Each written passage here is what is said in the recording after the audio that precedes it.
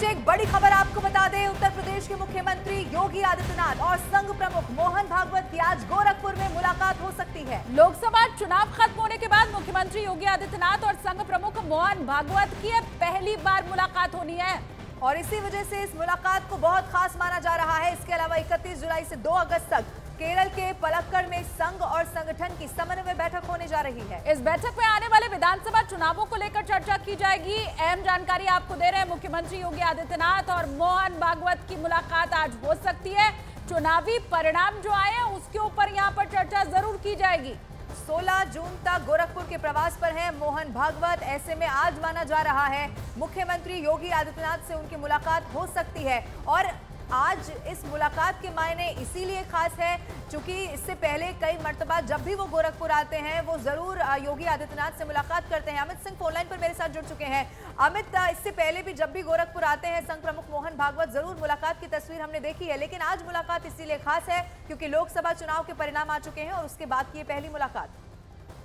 जी हाँ, बिल्कुल। देखिए, जिस तरीके से संघ लगातार कहता है कि राजनीतिक रूप से वो हस्तक्षेप नहीं करते हैं, सामाजिक रूप से लगातार वो बातचीत करते रहते हैं कि समाज को किस तरीके से आगे ले जाया जाए, उत्थान किया जाए, लेकिन इसके बावजूद जिस तरीके से बीजेपी का परफॉर्मेंस रहा है उत्तर प्रदेश में, इस बार केवल 33 लोकसभा सीटों पर जीत हासिल हुई है और जो बीजेपी की सरकार 272 का आंकड़ा नहीं छू पाई, वो भी बताया जा रहा है कि उत्तर प्रदेश के खराब परफॉर्मेंस की वजह से। आज एक्सपेक्टेड है कि दोपहर बाद यानी शाम तक मुख्यमंत्री योगी आदित्यनाथ और संघ प्रमुख मोहन भागवत की मुलाकात हो और ये मुलाकात जब होगी तो जाहिर तौर पर इस परफॉर्मेंस, बीजेपी की परफॉर्मेंस उत्तर प्रदेश में को लेकर बातचीत होगी। और देखिए, आने वाले दिन में 9 विधानसभा सीटों पर उपचुनाव होने हैं। वो विधायक जो सांसद चुनकर दिल्ली पहुंच गए हैं उन सीटों पर उपचुनाव होने हैं। इसके अलावा सबसे मोस्ट इंपॉर्टेंट थिंग कि 2027 में विधानसभा चुनाव भी है, तो इसके मद्देनजर भी बीजेपी के परफॉर्मेंस पर बातचीत हो सकती है और जो मुलाकात होगी वो मुलाकात लंबी चल सकती है क्योंकि जब भी मुख्यमंत्री योगी आदित्यनाथ और संघ प्रमुख मोहन भागवत मुलाकात करते हैं, जैसे पिछली बार हमने देखा था 45 मिनट की इनकी मुलाकात हुई थी जब सितंबर 2023 में मुलाकात हुई थी, तो जाहिर तौर पर इस बार भी ये मुलाकात लंबी चल सकती है। बिल्कुल, तो लोकसभा चुनावों के ऊपर भी चर्चा, उपचुनाव जो होने वाले हैं उन पर भी बात होगी, कुछ और राज्यों में विधानसभा चुनाव होने वाले हैं उन सब के ऊपर आज चर्चा होनी है।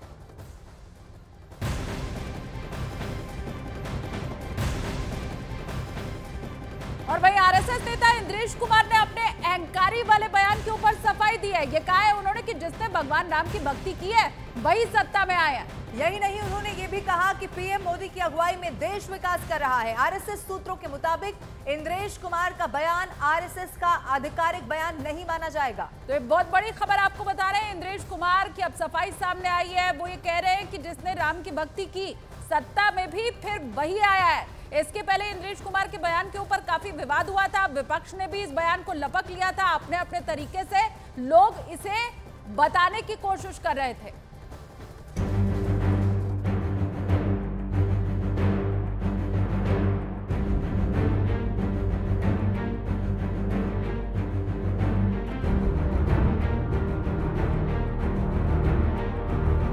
आरएसएस नेता इंद्रेश कुमार के बदले सुर, जिन्होंने राम की भक्ति की पर धीरे धीरे अहंकार आ गया। अहंकारी वाले बयान के बाद यू टर्न।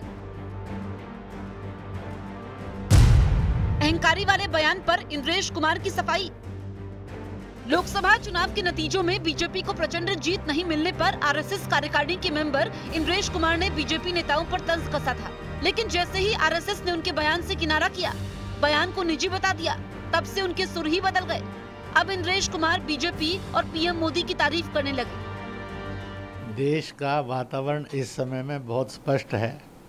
जिन्होंने राम का विरोध किया वो सब सत्ता से बाहर हैं। जिन्होंने राम की भक्ति का संकल्प लिया आज वो सत्ता में हैं और तीसरी बार की सरकार श्री नरेंद्र मोदी के नेतृत्व में बन गई है।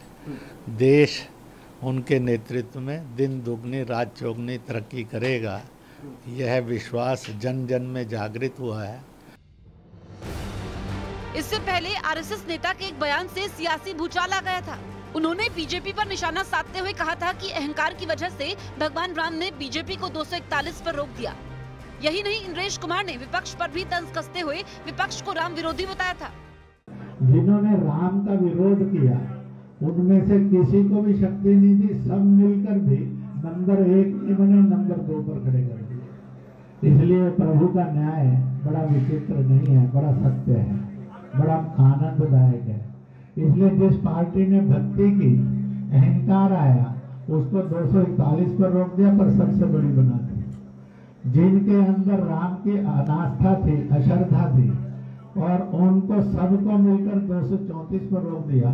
जिनके अंदर राम की अनास्था थी, अश्रद्धा थी, और उनको सबको मिलकर 234 पर रोक दिया।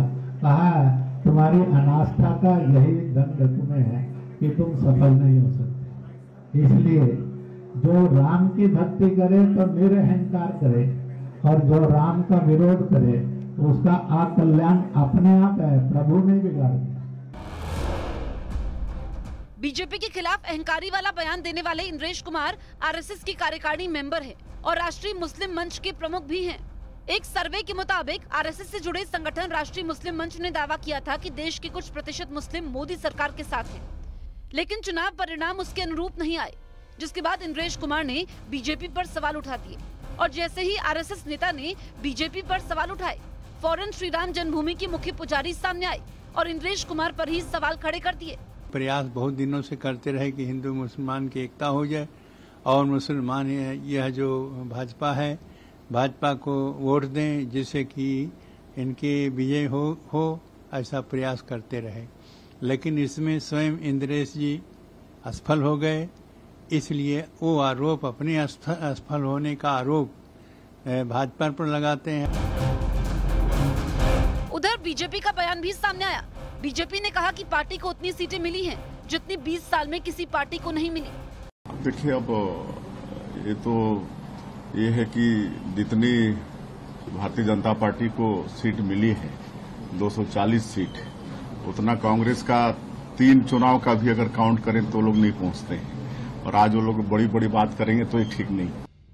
इंद्रेश कुमार और उनसे पहले संघ प्रमुख मोहन भागवत के बयानों से विपक्ष की खुशी बढ़ गई। विपक्ष के मुताबिक आरएसएस और बीजेपी में जितनी दूरियां होंगी, बीजेपी उतनी ही कमजोर होगी। भाजपा में अहंकार आ गया था।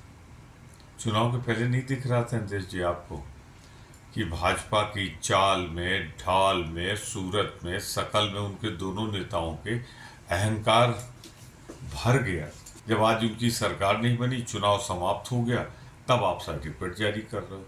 अब आपके सर्टिफिकेट की कीमत क्या रहेगी? और जिनको आप अहंकारी बता रहे हो वो तो इटली घूम रहे हैं, कौन सुनेगा आपकी? आप मेहरबानी करके अपना सर्टिफिकेट भाजपा को दीजिए, कांग्रेस को मत दीजिए। हम लोग भगवान राम के पुजारी हैं। कि आरएसएस और बीजेपी के बीच माँ बेटे का झगड़ा शुरू हो गया है,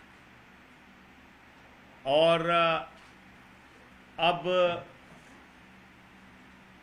बेटे ने अपनी मां का त्याग करने का अभियान शुरू कर दिया है, और मां ने बेटे को सबक सिखाने का अभियान शुरू कर दिया है।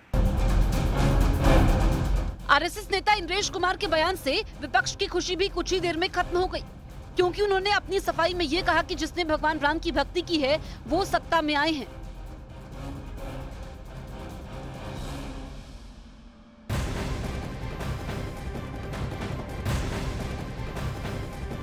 और इसी से जुड़ी एक और बड़ी खबर, आरएसएस नेता इंद्रेश कुमार से पहले राष्ट्रीय स्वयंसेवक संघ के प्रमुख मोहन भागवत का भी एक बयान सामने आया था। चुनाव के नतीजे आने के बाद मोहन भागवत ने कहा था कि एक सच्चे स्वयंसेवक में अहंकार नहीं होता और गरिमा बनाकर सेवा करता है। भागवत ने यह भी कहा था कि मणिपुर 1 साल से शांति की राह देख रहा है। अब सूत्र ये बता रहे हैं कि मोहन भागवत के इस बयान पर आरएसएस की तरफ से सफाई आ गई है। आरएसएस ने कहा है मोहन भागवत ने प्रधानमंत्री या सरकार को लेकर कुछ नहीं कहा और संघ प्रमुख के बयान को तोड़ मरोड़ कर पेश किया गया। मणिपुर को लेकर पहले भी संघ की तरफ से बयान दिए जा चुके हैं और इसीलिए इसे इस तरीके से जोड़कर देखा गया था।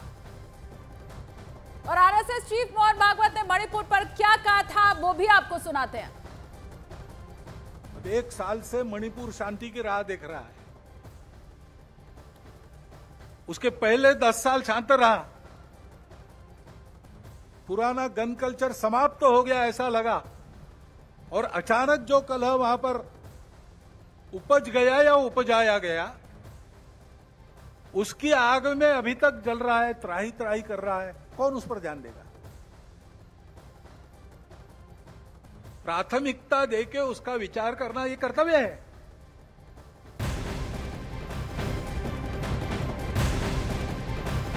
और एक बड़ी खबर छत्तीसगढ़ के नारायणपुर से मिल रही है, जहां पुलिस और नक्सलियों के बीच मुठभेड़ हो गई है। इसमें सूत्रों के हवाले से खबर यह है कि पुलिस ने 8 नक्सलियों को ढेर कर दिया है। सूत्र ये भी बता रहे हैं कि पिछले 2 दिन से आईटीबीपी और नक्सलियों के बीच में रुक कर मुठभेड़ हो रही है। तो इस वक्त की सबसे बड़ी खबर आपको बता रहे, छत्तीसगढ़ में नक्सलियों के खिलाफ ये बड़ा एक्शन देखने को मिल रहा है। 8 नक्सलियों को सुरक्षा बल ने मार गिराया गया है और इसे एक बड़ी कामयाबी के तौर पर भी यहां पर देखा जा रहा है। अभी भी इस पूरे इलाके में सर्च ऑपरेशन चलाया जा रहा है।